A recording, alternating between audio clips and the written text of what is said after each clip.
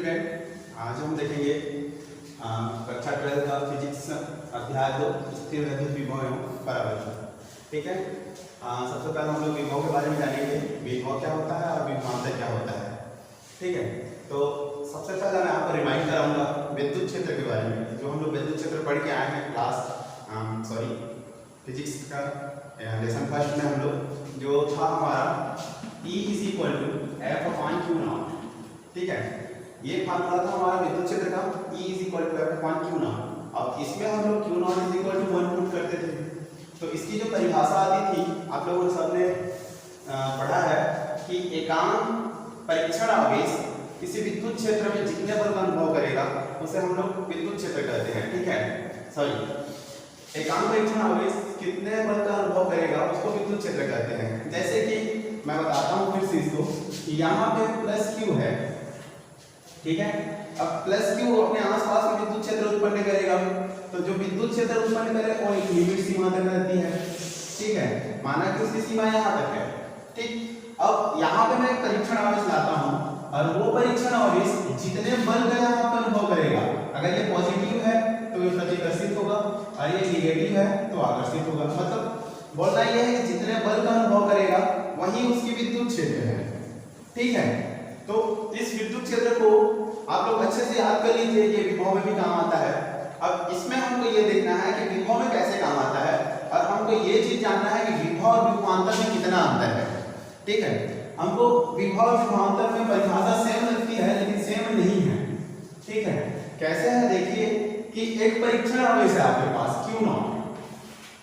ठीक है, अब इस परीक्षण आवेश को आपको लाना है इस विद्युत क्षेत्र में। कहां से लाना है? तो अनंत से लाना है। ठीक है, तो यहां लिखोगे क्या परिभाषा में, अनंत से किसी विद्युत क्षेत्र में। अब इसको विद्युत क्षेत्र के अंदर लाना है तो अनंत से विद्युत क्षेत्र में किसी एकांक आवेश को लाने के लिए क्या क्या कार्य विभव का लाता है। इसको मॉडिफाई कर सकते हो कि एकांक परीक्षण आवेश को अनंत से विद्युत क्षेत्र तक लाने के लिए क्या क्या कार्य क्या कहलाएगा, आपका विभव कहलाएगा। ठीक है, अब किसी में विभवांतर देखना है आप, ये तो विभव हो गया। विभव का परिभाषा अनंत से आपको विद्युत क्षेत्र तक लाने का है। ठीक है, अब आपको विभवांतर सीखना है कि विभवांतर क्या होता है। ठीक है, तो हम लोग जनरली बोल देते हैं कि दो पॉइंट में मतलब दो बिंदुओं के बीच विभव में अंतर को विभवांतर कहते हैं। ठीक, लेकिन यहाँ जो है हमको ये सीखना है कि वो बिंदु कहाँ पर उपस्थित है।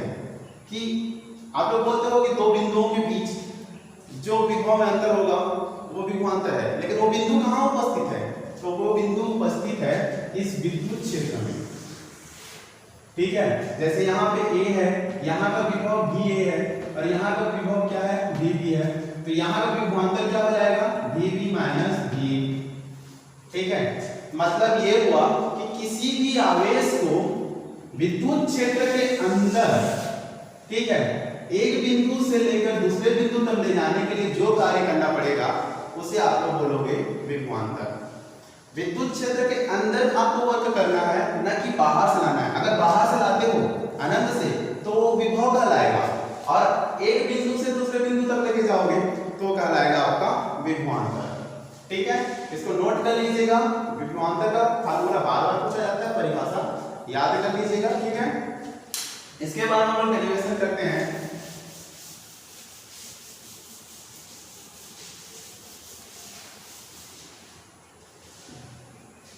पहला डेरिवेशन है बिंदु आवेश के कारण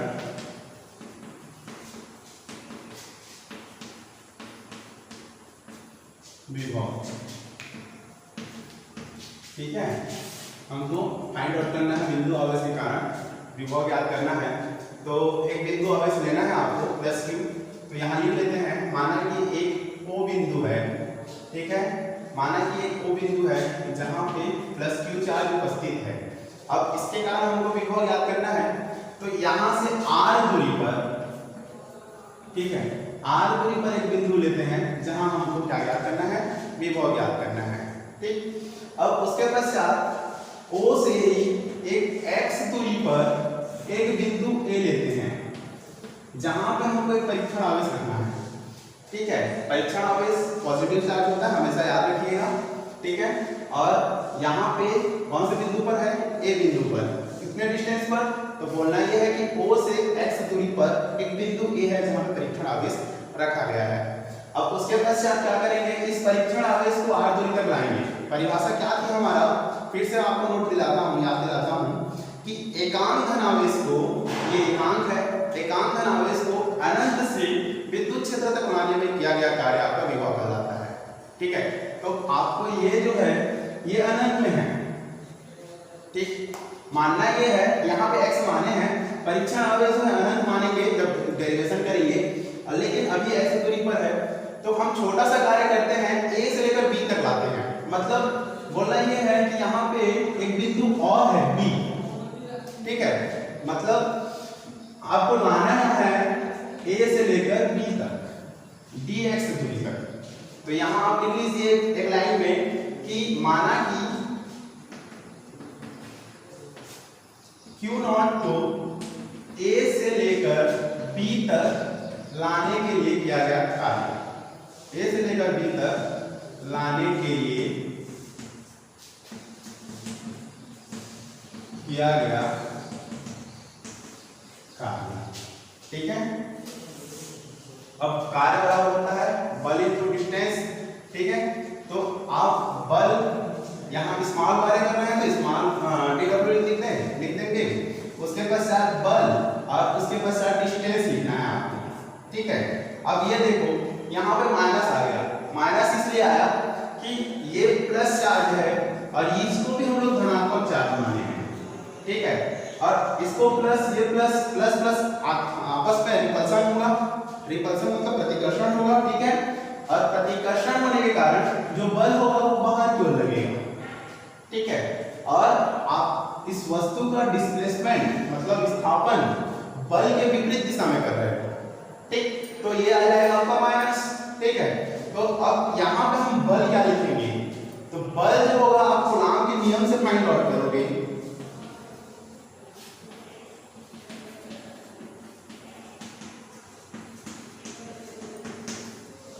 जब दो आवेश आपस में रहते हैं तो इसका फाइंड आउट कहां से होता है, कूलॉम के नियम से होता है।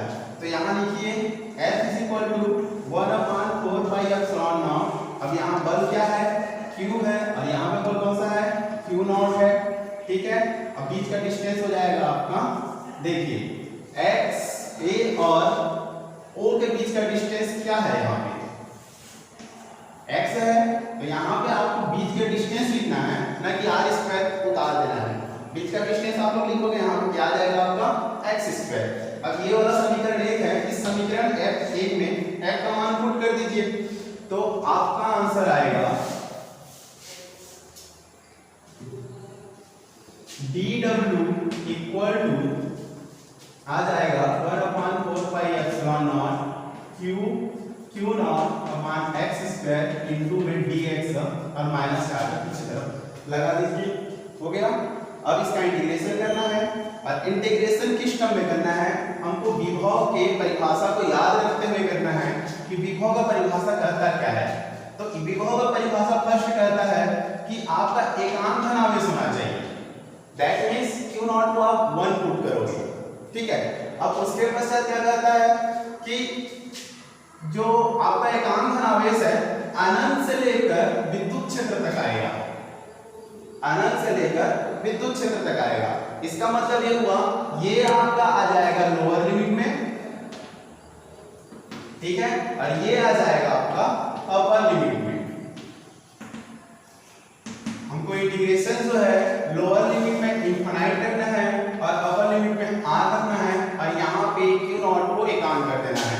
दैट मींस इसका मान 1 हो जाएगा, तो आ जाएगा integration of dw, integration of infinite to r। देखिए लोअर लिमिट इनफाइनाइट हो गया, अपर लिमिट r हो गया, ठीक है। अब उसके पश्चात -1/4 pi epsilon not Q not का मान 1 है, तो 1 रख दीजिए उसको, ठीक है। 1 रखने के पश्चात Q आ जाएगा x² dx। अब हमको देखना है इंटीग्रेशन dw के टर्म में हो रहा है, दैट मींस इसका मान सॉरी।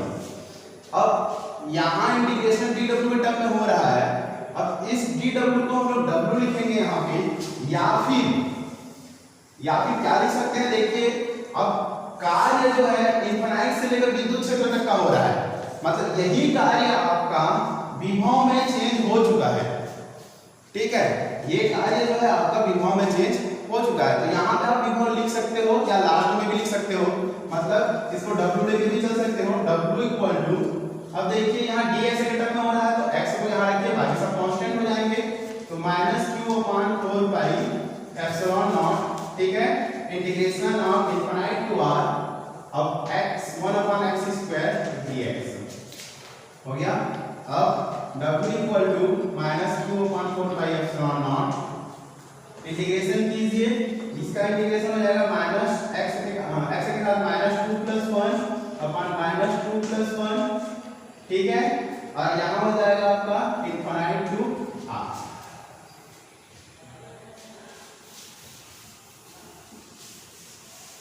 उसके पश्चात आप लोगों को इसको सॉल्व करना है, तो ये आ जाएगा W equal to -q/4 pi epsilon naught हो गया। अब x के साथ आ जाएगा -1/-1, ये हो जाएगा इनफाइनाइट टू r फिर से। अब -1 को इधर जाएगा तो ये माइनस प्लस हो जाएगा, और यहाँ पे माइनस है तो इसको एक पर टेकर के लिखेंगे, तो q/4 pi epsilon naught 1/x r to infinite, ठीक है। अब W इक्वल टू, ठीक है, अब एक बार r रखेंगे, एक बार इनफाइनाइट कर देंगे, तो ये आएगा q/4 pi epsilon naught 1/r minus 1/इनफाइनाइट, ये इनफाइनाइट का वैल्यू 0 हो गया। तो आपका, अब मैं बोला था W को लास्ट में आप लोग विभव लिख लीजिएगा, तो यहाँ पे हम लोग इसको W ना लिख के लिख देंगे विभव V is equal to 1/4 pi epsilon naught, ठीक है, और यहाँ पे आ जाएगा q/r, ये है आपका विभव का व्यंजक, ठीक है। अब नेक्स्ट टॉपिक देखते हैं।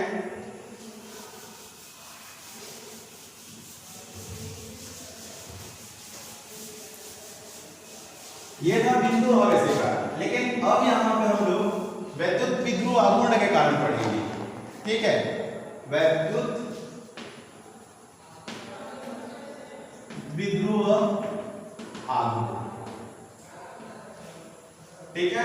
अब पहले वाले में हम लोग क्या किए थे, बिंदु आवेश किए थे, तो यहाँ पे आप विद्युत विध्रुव आघूर्ण ले लीजिए। विध्रुव आघूर्ण क्या था आपका, सॉरी आघूर्ण विध्रुव, विद्युत विध्रुव क्या होता है, प्लस चार्ज और माइनस चार्ज जो है एक समान डिस्टेंस पर रहते हैं, अल्प डिस्टेंस पर रहते हैं, तो उसको हम लोग कहते हैं विध्रुव, ठीक है। अब यहाँ से एक बिंदु कहाँ से लेना है आपको, केंद्र से, मतलब इसके केंद्र को फिर से O मानना पड़ेगा। अब O से r दूरी पर एक बिंदु P ले लीजिए, ठीक है, और यहाँ पे आपको ज्ञात करना है आपका विभव, ठीक, और ये जो है आपका अच्छी स्थिति है, ठीक। अच्छी स्थिति में क्या था, ऐसा बिंदु जो वैद्युत विध्रुव के बढ़ाए गए अक्ष पर उपस्थित हो, तो उसे हम लोग क्या कहते हैं, अच्छी स्थिति कहते हैं।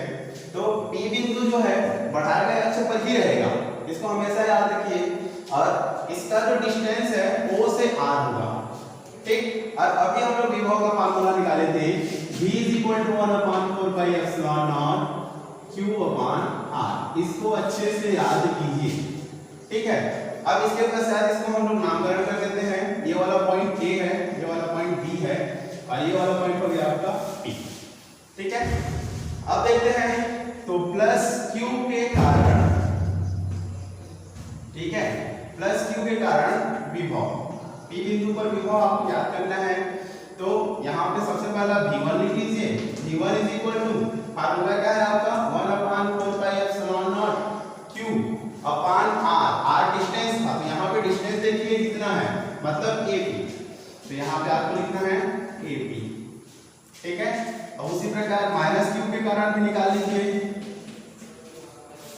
ठीक है, तो माइनस Q के कारण क्या हो जाएगा, V2 equal to 1/4 pi epsilon naught. अब यहाँ पे चार्ज को माइनस लेना है, ये आप लोगों को याद रखना होगा, क्योंकि विभव प्लस और माइनस दोनों होता है, ठीक है, तभी विभवांतर क्रिएट होता है, नहीं तो नहीं होगा, ठीक।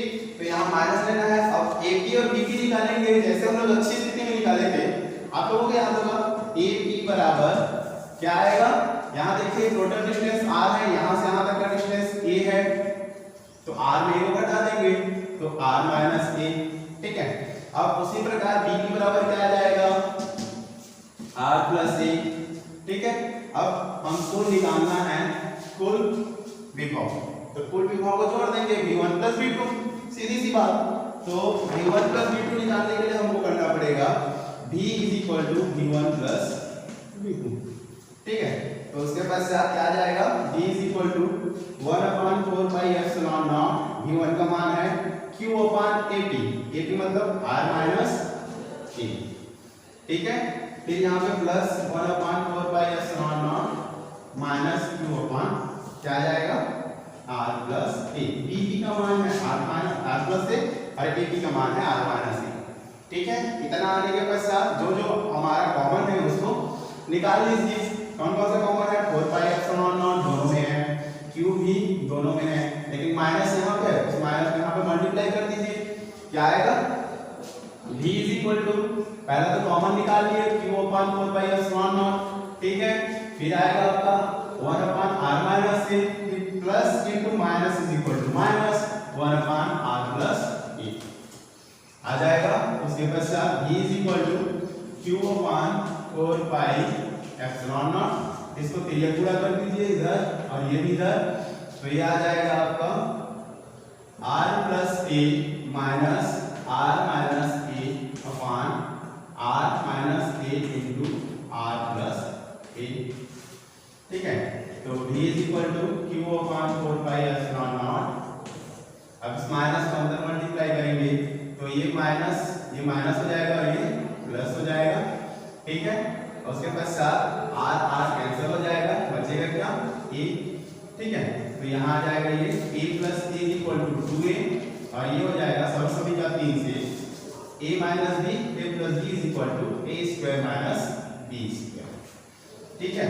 अब इसको v is equal to 1/4 pi epsilon naught लिख लीजिए और ये 2qa हो जाएगा और r square minus a square हो जाएगा, ठीक है। अब नेक्स्ट लाइन जो होगा वैद्युत विद्युत आघूर्ण का होगा, क्या था वैद्युत विद्युत आघूर्ण, P is equal to 2qa, आप लोगों ने पढ़ा है, तो इस P का मान यहाँ पर रख देना है, तो V is equal to 1/4 pi epsilon naught P upon r square minus a square, ये इसका व्यंजक है। अच्छी स्थिति को बना दिया हूं मैं, निरक्षी स्थिति को ट्राई कीजिए आप लोग।